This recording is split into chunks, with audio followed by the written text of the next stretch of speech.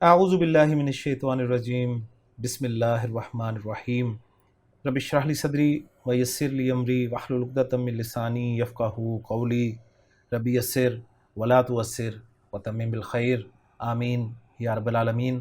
آج کے سبق میں ہم انشاءاللہ تعالیٰ سورۃ البقرہ کی آیت نمبر 149 اور 150 کو گرامیٹیکلی انالائز کریں گے۔ دونوں آیات آپ سکرین پہ لکھی ہوئی دیکھ رہے ہیں، تو چلتے ہیں ان میں سے پہلی آیت نمبر 149 میں استعمال ہونے والے پہلے جملے کی طرف۔ پہلا جملہ آپ سکرین پہ لکھا ہوا دیکھ رہے ہیں اور دو جگہ آپ کو یہ جملہ لکھا ہوا نظر آ رہا ہے۔ دو جگہ لکھے جانے کی وجہ کیا ہے یہ انشاءاللہ تعالیٰ ابھی آپ کے سامنے آ جائے گی، تو میں پہلے اس جملے کو پڑھ دوں۔ اللہ تعالیٰ نے ارشاد فرمایا کہ وَمِنْ حَيْثُ خَرَجْتَ فَوَلِّ وَجْهَكَ شَطْرَ الْمَسْجِدِ الْحَرَامِ۔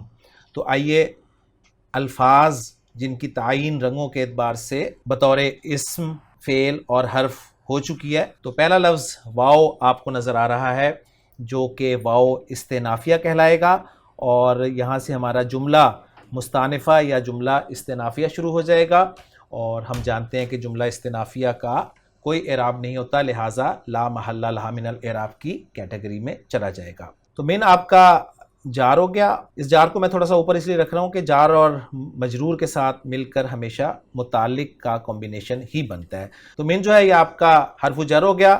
جب بھی جار آئے گا اس کا مجرور آپ کو ضرور ساتھ ملے گا، تو مجرور آپ حیثو کی صورت میں دیکھ سکتے ہیں، اور یہ جار اور مجرور مل کر یہ متعلق ہوتے ہیں کسی نہ کسی کے، تو ہم اس کو یہاں پر متعلق کر دیتے ہیں اور پھر حیثو پر مزید تھوڑی سی بات کرتے ہیں۔ میں نے جیسے کہا کہ جار کے بعد مجرور ہی آتا ہے، تو حیثو کا لفظ جو ہے یہ مجرور ہے، لیکن آپ یہاں پر پریشان ہو رہے ہوں گے کہ حیثو پر تو پیش آ رہی ہے۔ تو یہ میں آپ کو بارہا کہہ چکا ہوں کہ زیر زبر پیش اعراب نہیں ہے۔ آپ اچھی طرح اس بات کو سمجھ لیجئے کہ عربی زبان میں استعمال ہونے والے ہر اسم کا اپنا ایک اعراب ہوتا ہے۔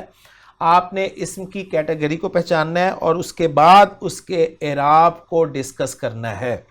اور آپ کی ریویژن کے لیے میں جلدی سے اس بات کو واضح کر دیتا ہوں کہ واحد اسم چاہے وہ مذکر ہو یا مؤنث ہو، جمع مکسر اسم چاہے وہ مذکر ہو یا مؤنث ہو، مرفوع پیش کے ساتھ آتا ہے، منصوب زبر کے ساتھ آتا ہے اور مجرور زیر کے ساتھ آتا ہے۔ مثنیٰ اسم چاہے مذکر ہو چاہے مؤنث ہو، مرفوع آنی کی آواز کے ساتھ آئے گا اور منصوب اور مجرور عینی کی آواز کے ساتھ آئے گا۔ جمع سالم مذکر اسم اونا کی آواز کے ساتھ مرفوع ہوگا اور اینا کی آواز کے ساتھ منصوب اور مجرور ہوگا، جبکہ جمع سالم مؤنث اسم جو ہے وہ آتن کی آواز کے ساتھ مرفوع اور آتن کی آواز کے ساتھ منصوب اور مجرور ہوگا۔ اور یہ بات ہم اچھی طرح جانتے ہیں کہ تنوین الف لام کے آنے سے چلی جاتی ہے۔ تو حیثو یہ کس کیٹیگری میں آ رہا ہے؟ تو پہلے حیثو کے معنی جاننے کی کوشش کرتے ہیں۔ جی حیثو کے معنی ہیں جہاں۔ اب جہاں معنی پر غور کرنے سے ہمیں پتہ چلا کہ یہ وہ لفظ ہے جو جگہ کے معنی دے رہا ہے، اور ہم یہ جانتے ہیں کہ وہ اسم جو جگہ یا وقت کا مفہوم دیتا ہے اسے ظرف کہتے ہیں، اور ظرف منصوب ہوتا ہے، صحیح ہے۔ لیکن نوٹ کر لیں کہ حیثو یہ ظرف ہے لیکن یہ مبنی ہے، اور مبنی بر ضمہ ہے، یعنی یہ پیش کے ساتھ مبنی استعمال ہوتا ہے، یعنی مرفوع فارم میں بھی پیش کے ساتھ آئے گا، منصوب فارم میں بھی پیش کے ساتھ آئے گا اور مجرور فارم میں بھی پیش کے ساتھ آئے گا۔ تو یہاں پر من حرف جر کے بعد جو یہ پیش کے ساتھ آ رہا ہے یہ اس کی مجرور فارم ہے، تو یہاں پر ہم اسے کہیں گے کہ یہ یہاں پر محلن مجرور ہے، کیونکہ مبنی اسم کا اعراب محلن بیان کیا جاتا ہے۔ اور حیثو کے بارے میں ایک بات اور نوٹ کر لیں کہ حیثو جو ہے یہ جملے کی طرف مضاف ہوتا ہے۔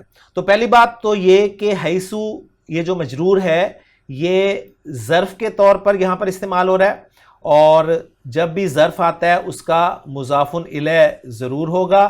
تو خرجتا جو ہے یہ مضاف الیہ ہے، اور جیسے کہ میں نے عرض کیا کہ حیثو ہمیشہ جملے کی طرف مضاف ہوتا ہے، تو خرجتا یہ جملہ ہے، اور کون سا جملہ ہے؟ جملہ فعلیہ ہے، جس میں آپ کو خا را جیم مادے کے 3 حروف نظر آ رہے ہیں، اور تا ضمیر مرفوع متصل سیان کلر میں اس کا فاعل نظر آ رہی ہے۔ تو خرج یخرج خروجن سے خرجتا تو باہر نکلا لفظی ترجمہ ہوگا، اور پھر کانٹیکس میں اس کا ترجمہ ہم کریں گے انشاءاللہ تعالی۔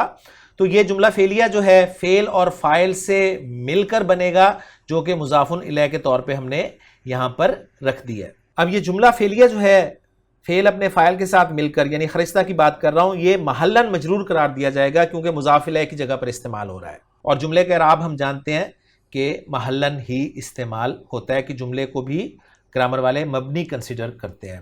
تو اگر ہم یہاں تک ترجمہ کریں تو من حیث خرجتا کا ترجمہ بنے گا لفظی جہاں سے تو باہر نکلے۔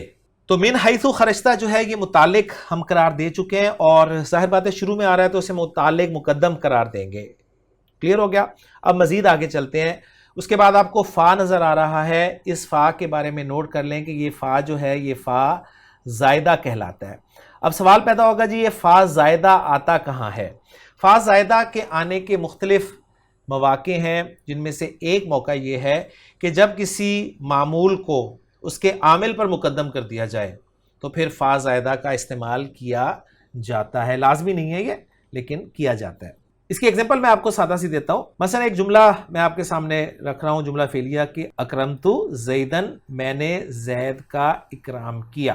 اکرمتو فعل اور فاعل ہو گیا اور زیدن مفعول بہ ہو گیا۔ اب گرامر والوں کی اصطلاحات بھی میں آپ کو بتا دوں کہ ہم کہتے ہیں کہ فاعل مرفوع ہوتا ہے اور مفعول منصوب ہوتا ہے۔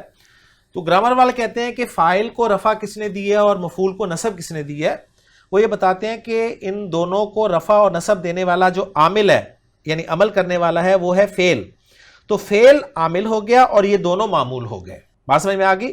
اب وہ کہیں گے کہ اگر زیدن کو مقدم کر دیا جائے فعل پر، یعنی معمول کو عامل پر مقدم کر دیا جائے تو جملہ کچھ بنے گا یوں، زیدن اکرمتو۔ تو وہ کہیں گے کہ ایسے لکھا جائے گا زیدن فاکرمتو، تو بیچ میں ایک فا زائدہ لایا جائے گا۔ تو یہ اس کی توجیہ ہے۔ تو یہاں پر من حیث خرجتا یعنی متعلق کو مقدم کر دیا گیا، تو اس لیے فا زائدہ یہاں پر لایا گیا۔ یہ ایک رائے ہے جو میں آپ کے سامنے رکھ رہا ہوں اور مجھے سب سے اچھی لگی تھی، اس لیے میں نے آپ کے ساتھ اس کو شیئر کر دی۔ اب ظاہر بات ہے من حیث خرجتا کس کے متعلق ہے؟ اب وہ آگے آ رہا ہے ولی فعل۔ ولی آپ کا فعل اور فاعل ہے جی، سیدھی سی بات ہے، فعل امر ہے۔ واو لام یا مادہ، مادہ بتا رہا ہے، دو حروف علت آ رہے ہیں تو یہ لفیف ہوا، لفیف، اور پھر لفیف میں بھی مفروق، کیونکہ واو لام یا آ رہے ہیں تو واو اور یا کے درمیان میں لام صاحب آئے ہیں تو یہ لفیف مفروق کی کیٹیگری میں آ گیا۔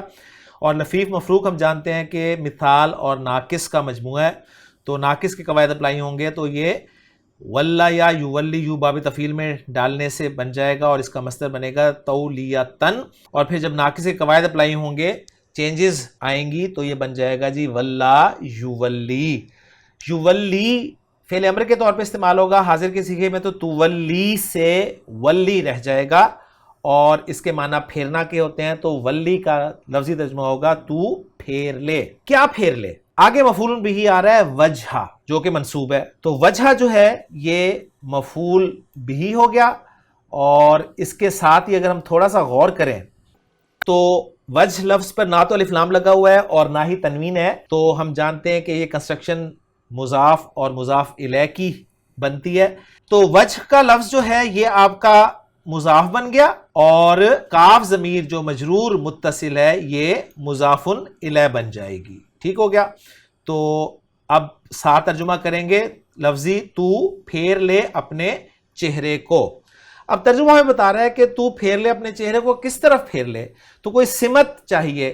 سمت جو ہے یہ ظرف کا مفہوم دے گی، اور آگے ظرف آ رہا ہے شطر کی صورت میں، اور یہ جو ظرف ہے اس کو ہم جانتے ہیں کہ یہ منصوب استعمال ہوتا ہے، تو شطر کا لفظ منصوب استعمال ہوا ہے، سمت کے معنی میں آتا ہے، اور اس کا پھر مضاف الیہ ہوگا، اور وہ مضاف الیہ جو ہے وہ المسجد کے طور پہ استعمال ہو رہا ہے، تو گویا مسجد کی سمت، مسجد کی طرف۔ اور پھر مسجد کے آگے اگر تھوڑا سا غور کریں تو الحرام کا لفظ آ رہا ہے جو کہ مسجد کی صفت بن رہا ہے، تو مسجد کو ہم موصوف قرار دیں گے المسجد کو، اور الحرام کو اس کی صفت بنا دیں گے، تو گویا کنسٹرکشن ہماری پوری ہو جائے گی اب یہاں پر۔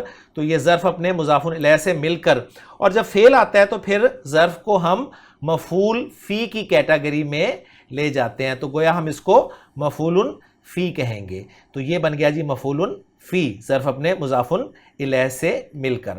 تو اب یہاں پر اگر تھوڑا سا آپ غور کریں تو فعل با فاعل، مفعول، مفعول فی اور متعلق، یہ پورا جملہ جو ہے آپ کا جملہ فعلیہ بن رہا ہے۔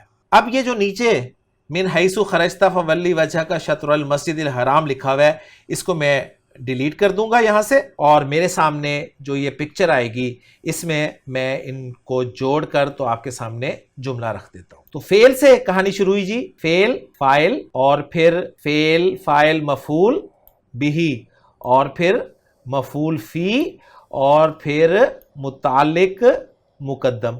کلیئر ہو گیا؟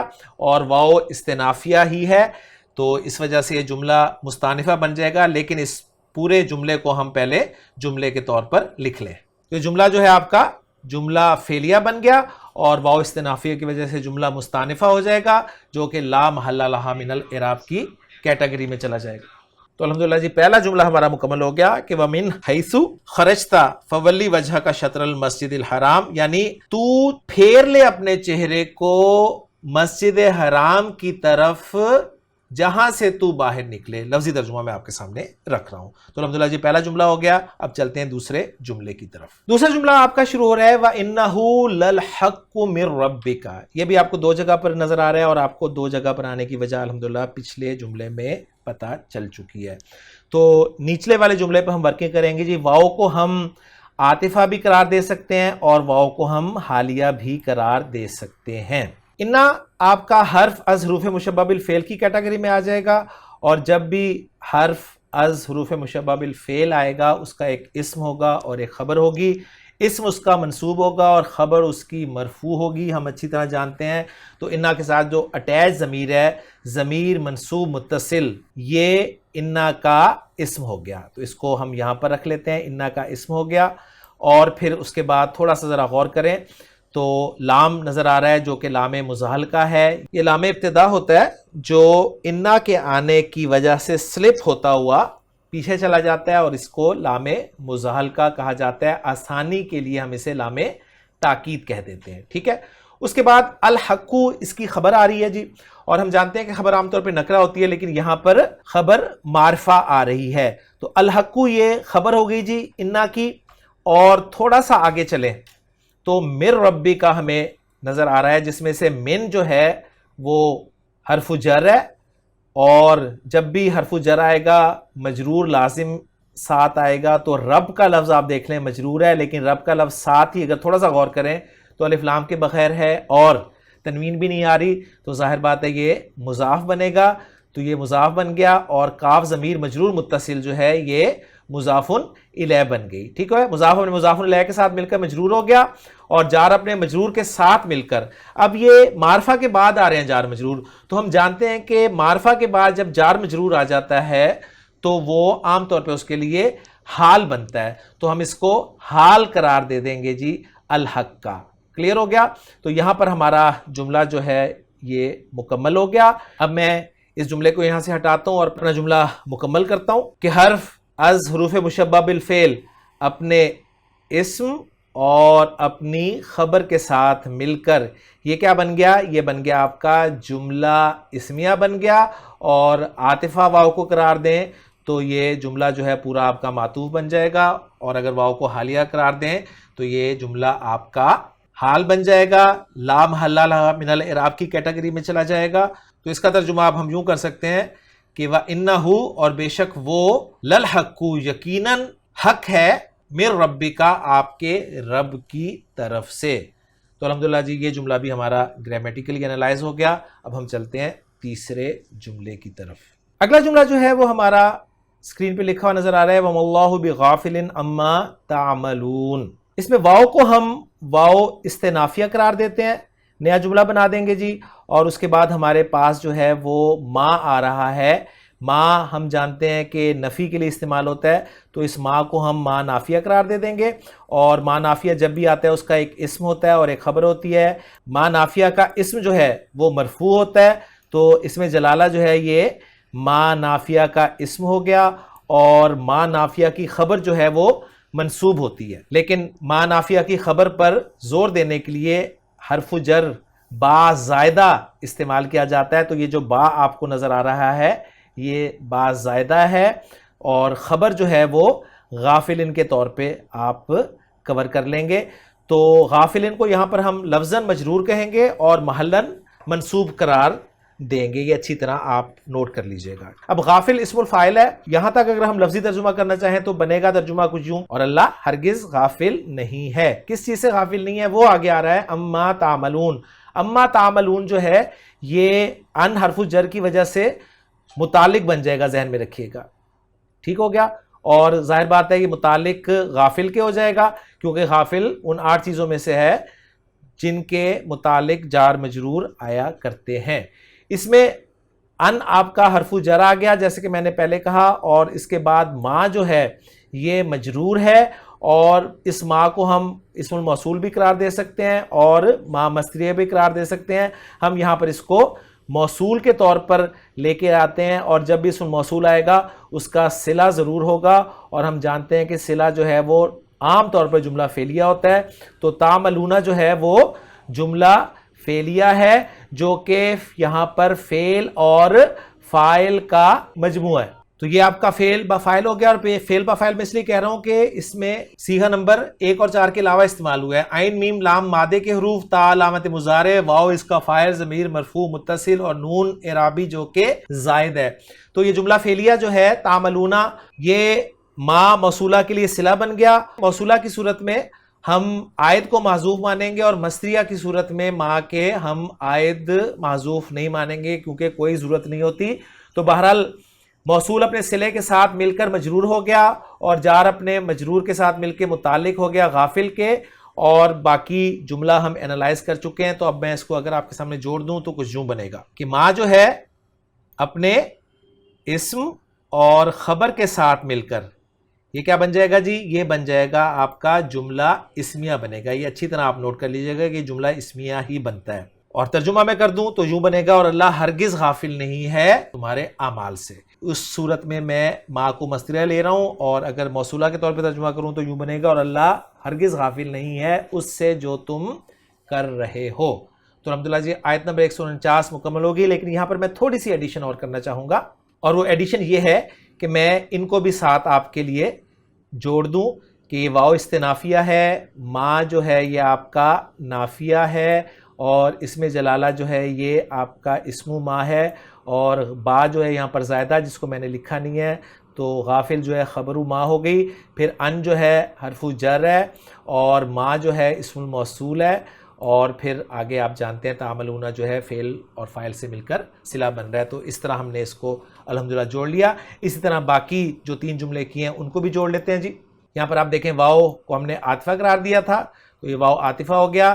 انا حرف از حروف مشبہ بالفعل کی کیٹیگری میں چلا گیا، اور یہ ضمیر جو ہے اٹیچ ضمیر منصوب متصل یہ انا کا اسم ہو گیا، اور لام تاکید کے لیے، اور یہ جو حق ہے یہ انا کی خبر ہو گئی، اور من آپ کا جار ہے، اور رب کا لفظ جو ہے یہ مضاف ہے، اور کاف ضمیر مجرور متصل جو ہے یہ مضاف الیہ.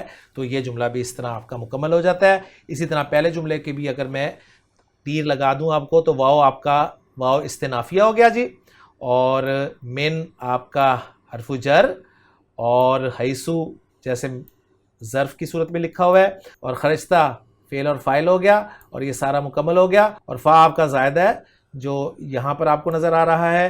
ولی آپ کا فعل اور فاعل ہو گیا، اور وجہ کا لفظ جو ہے یہ مفعول ہے لیکن ساتھ ہی مضاف ہے، اور کاف ضمیر جو ہے مضاف الیہ کے طور پہ استعمال ہوئی ہے، اور شطر کا لفظ ظرف ہے، اور المسجد جو ہے یہ موصوف ہو گئی، اور الحرام جو ہے یہ صفت بن گئی. تو الحمدللہ اس طرح سارا یہ جڑ جائے گا. تو میں چاہتا تھا کہ آیت نمبر 150 بھی آج آپ کے ساتھ شیئر کر لیتا، لیکن لیکچر کہیں لمبا نہ ہو جائے تو میں اس کو یہیں پر روکتا ہوں. انشاءاللہ تعالیٰ اگلے لیکچر میں آیت نمبر 150 کو بھی اسی طرح حل کرنے کی کوشش کریں گے، اور پھر دونوں آیتوں کا اتھینٹک ترجمہ دیکھیں گے.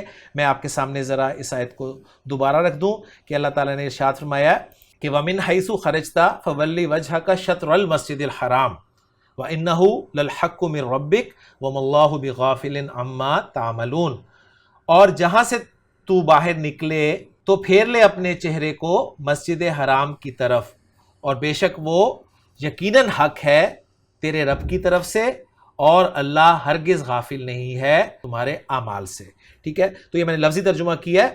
اب انشاءاللہ تعالیٰ اس کا اتھینٹک ترجمہ ہم دیکھیں گے۔ تو لیکچر کی طوالت کی وجہ سے میں لیکچر کو یہیں پر ختم کر رہا ہوں۔ انشاءاللہ تعالیٰ اگلے لیکچر میں آیت نمبر 150 کے ساتھ آپ سے ملاقات ہوگی۔ سبحانک اللہم و بحمدک، اشہد ان لا الہ الا انت، استغفرک و اتوب الیک۔